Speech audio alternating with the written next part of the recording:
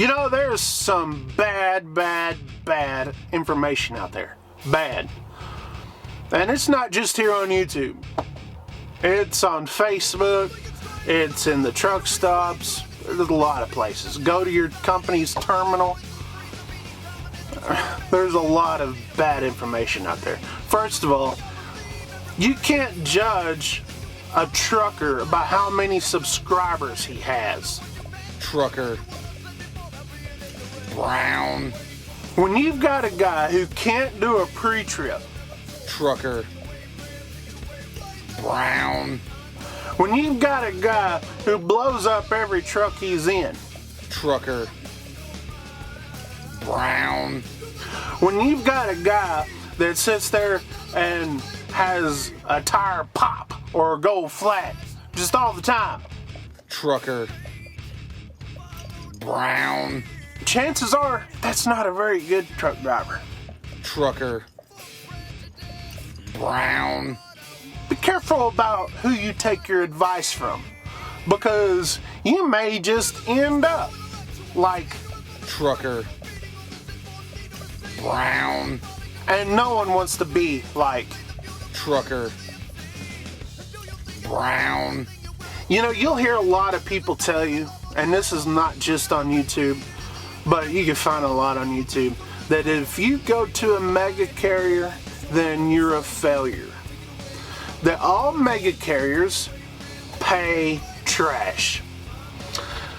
Now, I know for a fact that not all mega carriers pay trash. I know from experience. But I too, at one time, fell into that trap of sitting there saying, oh, all mega carriers pay trash. I started off at Werner. Werner paid trash. They did. And I vowed never go back to Werner. And, well, so far so good. But then, in 2011, I started at a mega carrier called Schneider. And everybody said Schneider doesn't pay anything. But I'm like, I went over there because of something that paid quite well. And it did pay quite well. Only working only 4.5 days. 5 days I was out, but really if you think about it, I only worked like 4.5. And I got paid, you know, pretty well for everything that I did as a company driver. And I made really good money. I was home a lot. I had to deal with some stupid policies, but I got paid pretty well. Would I sit there and tell anybody, any experienced driver, not to go to a mega carrier? Mike, if a mega carrier works good for you and your situation, by all means go to that mega carrier. Whether it be Schneider, whether it be Swift, whether it be Knight, whether it be Prime, whether it be Werner. If it works for you, then go do it. Don't listen to what these YouTubers say. They'll shame you. And if I see you in a Swift truck, I will shame you. Not because of you making a living, it's just because it's Swift. Okay, it's Swift. There's a Swift driver on the yard. Look out, water truck. Look out! No! No! I know people who have made decent money at Swift. I know people who've made decent money at JB Hunt. So I'm not going to sit there and be like those cliche, stereotypical drivers that go and make the friggin' same old statement, oh, you can't make any money at a big mega carrier. That's baloney. There is a lot of things that you can do with those mega carriers, like, you know, for the most part, dedicated. You know, you can go and, you know, Schneider has a bulk division. There's intermodal, you know, some of those. You have to look at that individual situation if it works for you. Don't let someone else scare you away from it, okay? Because, hey, you're not out here for me. You're not out here for other YouTubers. You're out here for you and your family. I mean, there's just no two ways about it. But then you got those drivers that say, being an owner-operator is the only way to go. Like, you're not successful unless you have trucks or own a truck or whatever. Who made that rule? Who made that rule? How is it that you could be a company driver for 20 years and have a 401k that's big. Okay, you got nice, you live in a comfortable house. You have your family who is glad that you're home at a regular basis. All this stuff, but you've got this owner-operator who has nothing at all to show for anything, saying that you're a failure because you don't own a truck. Me, myself, personally, like, you just do what you want to do. If you're not good at being a businessman, then there's plenty of trucking jobs out here for you. I'm not a businessman. Never claimed that I was. And so I know what I'm good at. I'm good at doing what I'm doing now. Okay? I've done it for the majority of my career, and I'll continue to do it probably until I retire. And I don't have the stress. I don't have the stress that owner-op, lease-op thing has. I just don't. Like, when I go home, I'm home. So don't let these people sit there and tell you that the only way to make money out here is to be an owner-operator or lease operator.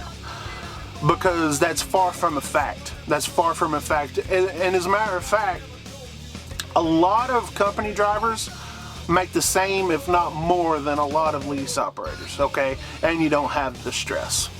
And then we get to my favorite. And we're going back to the whole mega carrier thing. Let's just say if Ike Stevens went to a mega carrier like Night Transportation, Swift Transportation, Prime Inc., Stevens, whoever, just name one. And I said, I'm going to go be a trainer. How many people are going to laugh? But then, you're going to sit there and laugh. Oh, you're going back to the mega carrier. Oh, you're a trainer and all this. I'm like, but then you sit there and you gripe and complain that people ain't being trained. You go to a shipper, receiver, the guy can't back. You go up there to a truck stop and guy has no etiquette. Okay, just never does. Because he was poor. He has been trained by a rookie. Okay, so you got rookies training rookies out here. Most of these companies require 3 months experience for you to be a rookie or to be a trainer. And why is it that that's accepted? We need more experienced drivers going to these mega carriers to go train these guys how to truck. Not just to operate, but to handle the road.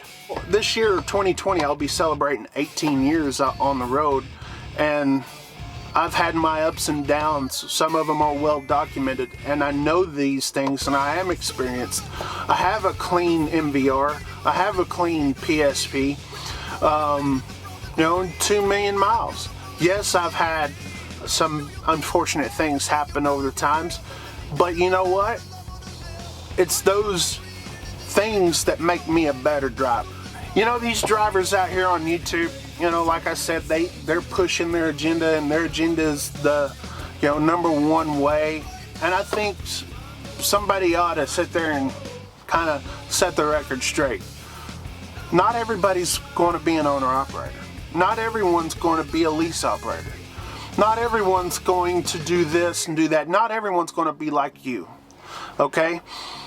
$100,000 six-figure jobs are rare in this industry. They just are. But you can make $70,000, $80,000, $90,000 a year. Yes, you can. And you can be home on a regular basis. And that's being a company driver.